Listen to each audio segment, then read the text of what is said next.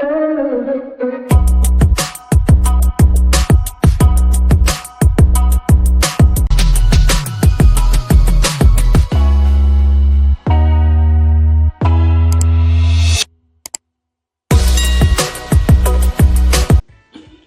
friends, welcome to Quick Clear. In today's video, we are diving into something super exciting, ChatGPT Voice Feature. If you have ever wanted to chat with ChatGPT using your voice instead of typing, then you are in the right place. I'll show you exactly how to download, set up, and start using this awesome feature to have conversation with AI. So the first thing what they are going to do, just go to Play Store or App Store. And then after that, just search for ChatGPT.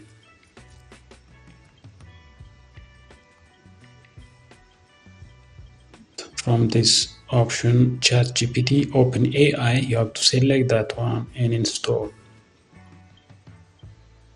Then after finishing the installation process, just choose Open. Then you can choose this Continue. As it is shown here, this window will pop up, but in this window it is not possible to access the voice feature, only just using the text to have conversation with ChatGPT.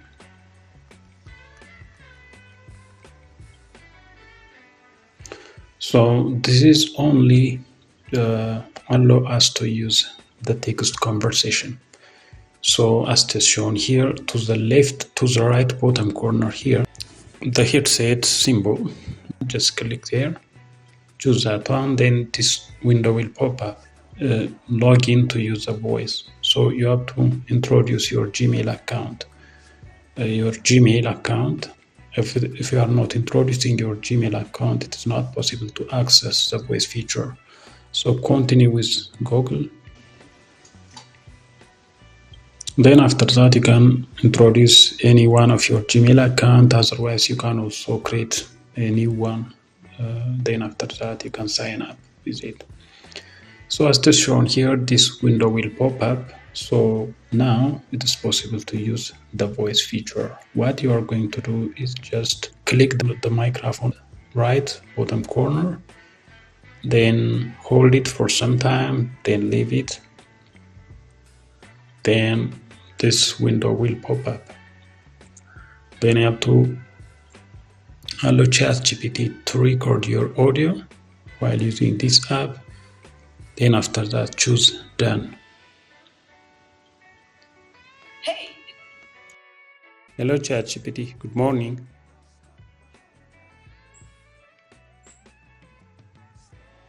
Good morning. How are you doing today? I'm doing good. How are you doing? I'm doing great.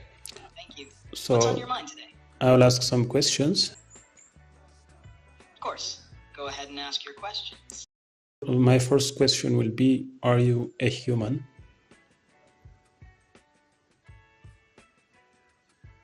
No, I'm not a human.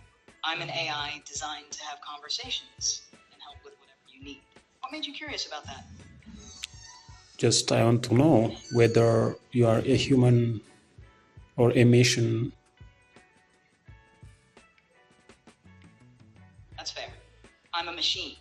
A computer program built to chat with you and provide helpful answers. Do you think I sound like a human? Yeah, you sound like a human. That's why it is confusing. I get that. I'm designed to sound natural and conversational, so it can feel a bit human-like. But it's all just programming. No actual feelings or thoughts here. Does that clear things up? So today I'm preparing a YouTube video to my YouTube family. Then I'm telling them how to use ChatGPT voice feature. How do you think about it?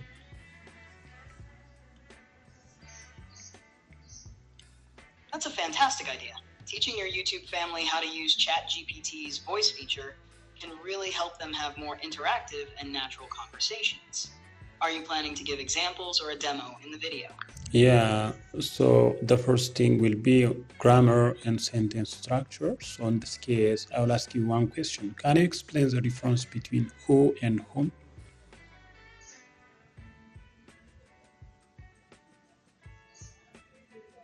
Absolutely, I can. Here's a simple explanation. Who is used as the subject of a sentence. It refers to the person doing the action. Whom is used as the object. It refers to the person receiving the action. For example, who is calling? Subject, the person making the call. To whom should I address the letter? The person receiving the letter. A quick tip, if you can replace the word with he or she, use who. If you can replace it with him or her, use whom. Does that help for your video?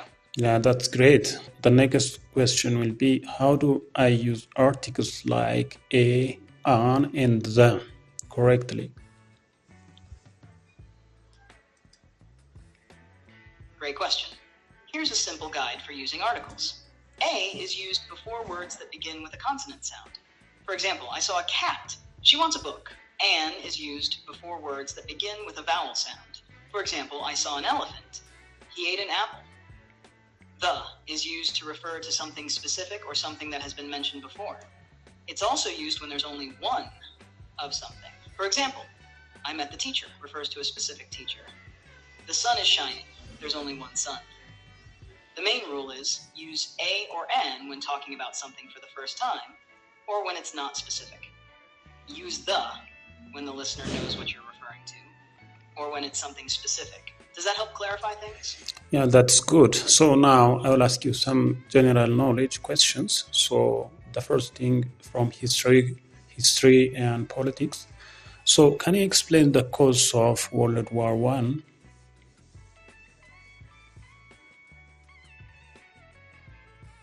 Sure. The causes of World War I are complex, but here are the main factors. 1. Nationalism. Many European nations were very proud of their identity and power. Nationalist movements, particularly in the Balkans, led to tensions, especially between Serbia and Austria-Hungary. 2. Imperialism. European powers were competing for colonies and influence around the world, which caused conflicts and rivalries, particularly between Britain, France, and Germany. 3. Militarism. European countries were building up their armies and weapons, leading to an arms race. This made countries more ready for war, believing military solutions were necessary. 4. Alliance system. Countries formed alliances to protect themselves, but these alliances made the conflict spread quickly. For example, when Austria-Hungary declared war on Serbia, Russia, France, and Britain became involved due to their alliances. 5. The assassination of Archduke Franz Ferdinand. The immediate cause of the war was the assassination of Austria-Hungary's heir, Archduke Franz Ferdinand, by a Serbian nationalist in June 1914. Austria-Hungary blamed Serbia and declared war, and the alliance system quickly drew in more nations. These factors combined to create a situation where a localized conflict quickly escalated into a world war. Does that cover what you were looking for? Yeah, it is great.